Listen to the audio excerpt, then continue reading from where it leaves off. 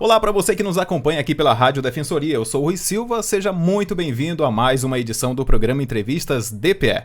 E nesta edição vamos falar sobre a importância das mulheres fazer o exame preventivo, fazerem sempre o exame preventivo e usar camisinha durante as relações sexuais. E também para evitar a contaminação pelo vírus HPV, que leva ao câncer do colo de útero. Para falar com a gente sobre este assunto e tirar algumas dúvidas importantes, vamos falar com o médico, o Dr. Anderson Dalla Beneta, que é diretor da Unidade de Alta Complexidade em Oncologia de Roraima. Seja muito bem-vindo, Dr. Anderson. Obrigado, agradeço a oportunidade. Estamos aqui para esclarecer as dúvidas, que vocês tiverem. Muito bem. E a primeira pergunta é: quais os sintomas as mulheres devem se atentar em caso de suspeita, inflamação, essas coisas? Então, na verdade, a maioria dos sintomas que as mulheres possam vir a ter, sintomas ginecológicos, a maioria das vezes não vão estar relacionados ao câncer. É muito mais comum as mulheres terem sintomas como corrimento das mais variadas cores, secreção de um mau cheiro, coceira, ardência. Geralmente esses sintomas acabam, na maioria das vezes, sendo doenças ginecológicas mais corriqueiras e mais simples, Mas, claro, que todo sintoma a mulher deve buscar uma atenção especializada com o ginecologista para a realização do exame físico e aí sim, caso tenha alguma coisa mais importante, o médico vai conduzir. Porque os sintomas do câncer do colo uterino, na verdade, o objetivo, por isso que existe, a gente vai conversar sobre isso, a recomendação do preventivo é justamente o diagnóstico de lesões precoces. E o diagnóstico das lesões precoces, a mulher não vai ter sintomatologia específica. A mulher vai ter uma sintomatologia quando ela apresenta um câncer no colo do útero com tumores bastante avançados. Além desses que eu falei, pode também ter sangramento, que seria um sintoma mais significativo. Mas não é isso que a gente objetiva. Nosso objetivo é o diagnóstico extremamente precoce, onde a mulher não vai ter os sintomas relacionados à doença que está crescendo ali. E até para não alarmar, doutor Anderson, os primeiros sintomas, para que de cara, de imediato, a mulher não fique preocupada e corra. Dá um exemplo prático para a gente de um sintoma inicial que possa ser preocupante, que não é aquele corriqueiro. Então, um sintoma realmente mais preocupante é um sangramento. Que não tem relação com o período menstrual dela, As mulheres, toda mulher menstrua, então ela já tem esse conhecimento da época do ciclo menstrual dela. Uhum. Então, sangramentos que estão fora desse período seria realmente um sinal de alerta para investigar. Mas não necessariamente o sangramento também vai ser só apenas um câncer. Outras doenças benignas podem dar o sangramento. Mas o sangramento seria, acho, talvez o sintoma mais, um sinal de alerta para a mulher procurar um médico. O alerta amarelo, que é aquele que a pessoa já fica atento, A Isso. mulher fica atenta. E aí a importância de usar preservativo, doutor, em relação ao corrimento, que muitas vezes acontece, correto? E a questão do corrimento em si, por que ele não se tornaria um início preocupante? Assim, o preservativo, na verdade, ele previne contra diversas doenças sexualmente transmissíveis, Inúmeras doenças que levam a infecções das mais variadas, sejam infecções mais simples de tratar ou até mesmo um HIV, Então, a maioria das doenças causadas pela transmissão sexual, ou seja, sem uso de preservativo, vão levar a corrimentos, podem levar feridas, ardências, essas secreções, enfim. Então, assim, existe uma gama de doenças ginecológicas, mas o uso do preservativo deve ser realmente sempre recomendado para todas as relações sexuais, não só para as mulheres, como para também a transmissão de doenças para os homens, Eu repito, já os sintomas decorrentes de um câncer, o objetivo não é diagnosticar câncer através de sintoma. Toda vez que a mulher já tem um sintoma que a gente vai dizer que é de um câncer, é uma doença avançada. A doença precoce não vai dar sintomatologia. Então, além do uso do preservativo, que deve ser uma coisa realmente bastante frisada, a importância, a outra questão que tem que ser frisada para todas as mulheres é a realização do preventivo. Ou o chamado Papa Nicolau. Esse que é realmente de fundamental importância quando você fala em câncer de colo uterino. E, doutor Anderson, explica pra gente até que faixa etária de idade é interessante fazer o exame preventivo. Então, assim, a gente observa que as pessoas começam a atividade sexual cada vez mais precoces. Ainda, se for pegar a recomendação do Ministério da Saúde, que nós da área consideramos extremamente equivocada, eles vão dizer lá que as mulheres têm que iniciar o preventivo aos 25 anos de idade. Isso vou dizer que é uma recomendação talvez realmente para o milênio passado, quando as mulheres iniciavam a atividade sexual depois de adultas, casadas, o que não é a realidade. Hoje em dia, as mulheres começam com 16, 15, 14, 13, 12 anos, a gente ouve muita situação. Então, qual é o mais correto e o mais prudente? Toda mulher que iniciou atividade sexual, independente da sua idade, uma vez por ano tem que ir ao ginecologista fazer preventivo. Porque antigamente, quando as mulheres realmente iniciavam a atividade sexual mais tardia, o câncer do colo uterino se desenvolvia, em geral, depois dos 25 anos. Por isso tem essa recomendação do Ministério da Saúde. Só que essa é uma recomendação que parou no tempo, eles não se atualizaram à realidade, né, da vida, que as mulheres fazem sexo mais precoce. Então, hoje, nós pegamos mulheres com câncer de colo uterino abaixo dos 25 anos. Essa é a verdade. Né? Lá na unidade, a gente chega a mulheres abaixo dos 25 anos. Então, se eu tenho uma mulher com câncer abaixo dos 25 anos, como é que eu vou dizer que essa mulher tem que fazer o preventivo depois dos 25? Se o preventivo é para diagnosticar lesões precoces que não viraram câncer. Essa matemática não bate. Então, isso é uma recomendação totalmente equivocada, errada. Então, o correto é, iniciou a atividade sexual, realizar o preventivo uma vez por ano. E, doutor Anderson, essa questão de iniciar a atividade sexual cada vez mais cedo, isso não vale somente para quem não é casado. Os próprios casados, os casais, devem se atentar a isso, correto? Porque existe essa questão dessa preocupação de que, pode ser que tenha vários parceiros, mas se fulano e beltrano forem casados, as chances são menores. Existe essa questão? Então, assim, a atividade sexual hoje em dia, né, as coisas mudaram muito, né? Sim. A realidade já não é mais a mesma de antigamente. Hoje em dia, o sexo é uma coisa, se tornou uma coisa muito mais precoce, muito mais indiscriminada, né, independente de estado civil, né? Então, assim, a única recomendação que a gente pode dizer, já que não tem como impedir a vontade das pessoas de fazer o que elas querem, é o uso do preservativo. Realmente seria uma recomendação mais importante, porque se evita a disseminação de inúmeras doenças, né? Principalmente doenças sexuais. Por falar nisso, a gente pode falar também na questão do HIV, que é uma doença muito prevalente. Sim. Aqui em Roraima, se não me engano, os últimos dados mostram que Roraima é o estado da região norte do Brasil com o maior número de infecções novas de HIV. Então, assim, entrando um pouco nessa pauta também de doenças sexuais, é bom as pessoas conhecerem que existem as profilaxias para o HPV também. Existe uma medicação chamada PrEP, né, que é uma medicação oral, que as pessoas tomam para evitar a infecção pelo HIV. É uma medicação, é um comprimido diário, que as pessoas tomam, aí realmente não pode, tem que ser ininterrupto, e isso previne em quase 100%, um pouco mais de 90%, a chance de uma pessoa onde realiza um sexo desprotegido, né, ela não ser infectada pelo HIV se o parceiro tiver HIV. Então, essa é uma outra medida muito importante, que também as pessoas têm que ter mais conhecimento e divulgação e parar um pouco o preconceito quanto a isso, entendeu? Então, é uma medicação muito eficaz, disponível no SUS para pegar de graça, né? É só ir a uma unidade básica de saúde. E é uma outra forma também de se prevenir contra a infecção pelo HIV. Muito bem. Inclusive, o assunto sobre a PrEP e PEP, é só você pesquisar no nosso podcast, em um dos nossos podcasts no Spotify, também Deezer, que já falamos sobre este assunto aqui no programa Entrevistas DPE. E, doutor, o senhor, na prática, percebe que ainda existe esse preconceito de chegar e o pessoal se abrir mais em relação a esse assunto? Até vale também para o preventivo. não vou dizer preconceito, seria o quê? Uma timidez ou com medo do que as pessoas vão falar? O que seria? Na prática, que eu sei que o senhor sabe e vivencia isso. Eu acho que, na verdade, assim, todas essas questões... Até diálogo dos pais, né? Da família.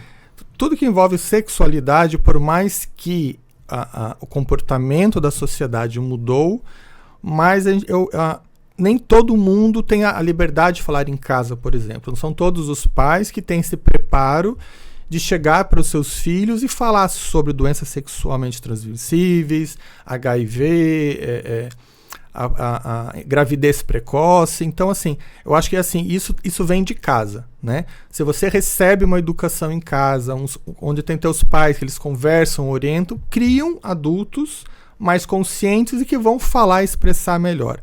E então, assim, a gente vê que ainda existe bastante dificuldade nisso, das pessoas falarem, se abrirem. Mas eu acho que por isso que é importante sempre estar falando disso em todos os canais. Os veículos de comunicação. Para as pessoas começarem a se conscientizar mais, já que elas querem iniciar uma atividade sexual cada vez mais precoce. E o que a gente observa muito, a gente vê, a gente ouve, a gente analisa. Por exemplo, a geração que viveu o HIV, década de 80, 70, ali no começo do 90, que viveu aquela pandemia. Então, o uso do preservativo foi muito difundido. Então, todo mundo criou aquele pânico do preservativo, que todo mundo usava, nem pensava. Hoje em dia, as pessoas não usam mais. A realidade é essa. Os jovens que estão iniciando a atividade sexual, os adolescentes, não usam o preservativo. Porque eles não têm esse histórico do que aconteceu. O HIV, felizmente, realmente, hoje em dia, por mais que o HIV se tornou uma doença crônica hoje em dia, hoje em dia, assim, uma pessoa morrer de HIV é muito difícil, né? Então, existe hoje o tratamento, existe a PrEP, PEP, enfim, tem todas as formas, e isso acabou que as pessoas deixaram o preservativo de lado. Só que não existe só o HIV, né? São várias outras. Existem várias outras. No caso, por exemplo, hepatite C, que é uma doença sexualmente também transmissível. A hepatite C é muito pior do que um HIV. As consequências da hepatite C é muito pior, que leva a uma cirrose, pode levar a um câncer no fígado. Então, a hepatite C é pior do que o HIV. Então, assim, eu acho que o preservativo ficou de lado. Então, as pessoas não estão dando mais a importância para o preservativo. Acho que isso foi graças também ao sucesso da medicina, que conseguiu transformar o HIV numa doença crônica, não mais uma doença mortal, como era antigamente. Então, assim, isso acabou que teve um lado negativo na sociedade. E é até importante, porque hoje vivemos na era digital, doutor. E informações só não tem realmente quem não quer. Por mais que não queiram conversar com os seus pais, né, a respeito deste assunto, mas está aí a internet e tá os postos de saúde também disponíveis para poder tirar essas dúvidas, né? Seja na vida do adolescente ou até mesmo de quem já está na vida sexual ativa, tiver um parceiro ou parceira, for casado, enfim. Sim. Tem vários veículos de comunicação justamente para poder sanar essas dúvidas, né? E até o nosso podcast também, que tem muitos assuntos sobre esses temas. E doutor, fala pra gente a respeito da vacinação contra o HPV como medida preventiva. Então, o HPV ele é responsável por algumas neoplasias, não só o câncer do colo do útero. Quase 100% dos casos de câncer do colo do útero tem relação com HPV. Não são todos, mas é a grande maioria absoluta. Mas não é só o colo uterino. Canal anal, boca, laringe, todos têm o HPV, né, que é um vírus de transmissão sexual, tem relação com essas neoplasias. Hoje existe no calendário vacinal do Ministério da Saúde, ou seja, de graça, né, para todas as pessoas na faixa etária, a vacinação do HPV, que está hoje, de acordo com o calendário vacinal, dos 9 aos 14 anos. São 2 doses com intervalo de 6 meses. Então, justamente é para imunizar, né, e o ideal é justamente fazer na idade mais precoce, para quê? Que a pessoa receba a vacinação antes de iniciar a atividade sexual, antes dela ter sido exposta possivelmente ao vírus. Por isso que ela tem que ser vacinada antes, ou seja, ela já ter a imunidade contra o HPV, para que, se caso ela venha a ser exposta por uma relação sexual, enfim, de alguma forma, ao HPV, ela já tenha vacinação. Então, assim, o objetivo da vacinação do HPV é justamente esse: imunizar as pessoas para, se elas vierem ser expostas contra o vírus, elas terem um sistema de defesa e com isso não vir a desenvolver uma neoplasia. Teve um estudo recente aí que foi lançado há poucos dias, que já está mostrando realmente que nos países que estão usando a vacina contra HPV, já está mostrando a redução nos índices de câncer causados pelo HPV. Então, assim, não é uma coisa à medida que a gente vê do dia para a noite. São anos e anos e anos, né? Porque são essa população jovem que está começando a tomar a vacina, que quando chegar na fase adulta. Então, é uma coisa que a gente vai talvez realmente ter os dados mais concretos, talvez daqui a uns 20 anos, quando a gente vê que o perfil epidemiológico do câncer realmente mudou e esses cânceres causados pelo HPV tiveram uma redução drástica. E uma vez diagnosticado, qual seria o tratamento, a abordagem médica? Então, o objetivo como eu falei, do preventivo, do Papa Nicolau, é o diagnóstico da lesão extremamente precoce. Para chegar num câncer do colo do útero, o preventivo ele vai identificar...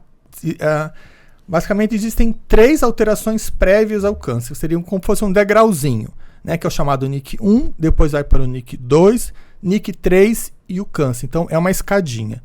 O preventivo, o objetivo é descobrir o quê? Essas lesões no NIC1, NIC2 ou até no NIC3, que são lesões que ainda não são o câncer. Essas são lesões de tratamento mais fácil, que não precisa cirurgia, nada muito agressivo, né? Alguns procedimentos apenas, por exemplo, no NIC3, uma conização, que seria retirar um pedaço do colo do útero, onde não precisa um tratamento mais agressivo. Quando já chega no câncer propriamente dito, aí existem várias formas de tratamento que vai depender daquilo que a gente chama de estadiamento. Todo câncer a gente faz um estadiamento, a gente define com exames qual é a apresentação real daquele câncer, qual é o tamanho daquela doença, o que ele invadiu, para que órgão ele foi, e de acordo com isso a gente traça uma estratégia de tratamento, que pode envolver cirurgia, quimioterapia e radioterapia. No nosso estado, aqui na região norte, estado de Roraima, é alto o número de casos, doutor, desse tipo, que não vem à tona? Sim. Aqui em Roraima, para a população feminina, o câncer de colo de útero é o segundo câncer mais frequente. Depois do câncer de mama, né, que é o principal, o câncer de colo de útero é o segundo câncer mais frequente e o segundo câncer que mais mata as mulheres em Roraima. E que é importante frisar sempre, até para deixar esse alerta e não descuidar. A importância dos exames preventivos mesmo após a vacinação é fundamental por quê, doutor? Então, assim, a vacina, existem vários tipos de HPV, eles são numerados, né? Uhum. Então, assim, a vacina, ela não pega 100% dos sorotipos de HPV existentes. Ele pega os mais frequentes, que são aqueles que na maioria dos casos está envolvido, né? Então, mas não é 100%, mas a chance de proteção realmente é muito grande. Mas, claro que tem que manter isso, porque às vezes pode, né, ter um outro sorotipo de HPV envolvido, e às vezes, conforme eu falei, não é 100% dos casos de câncer coloutrínico causados pelo HPV, a grande maioria. Mas tem outras alterações que podem levar ao câncer. Então, a manutenção do preventivo se mantém válida realmente para pegar esses casos, vamos dizer assim, que escape da vacinação. E vem aquela frase que é útil nessas horas: é melhor prevenir do que remediar. Sim. Não deixar que venha a se agravar, porque os sintomas são fracos, mas já é um sintoma, já é uma alerta, a luz amarela. Estamos conversando com o Anderson Dalla Beneta, que é médico e diretor da Unidade de Alta Complexidade em Oncologia de Roraima. Doutor, se tiver algo que o senhor queira acrescentar para a população, fica à vontade. Então,